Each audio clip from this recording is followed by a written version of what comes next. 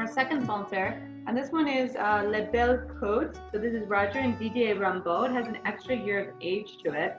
And it's really interesting because as wine ages, it has a little bit less of the fruity characteristic of citrus, and maybe in this case, it's much more smoky, and it almost has a rounder nose to it. So I think about tangerines and orange and zest.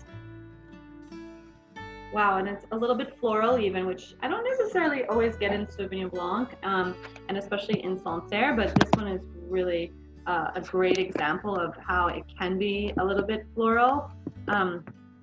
So a little rounder, like I said.